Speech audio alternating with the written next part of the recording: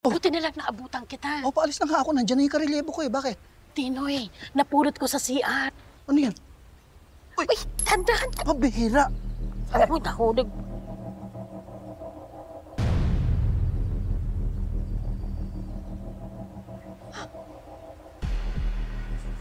Kuya Tinoy? Miss Tess?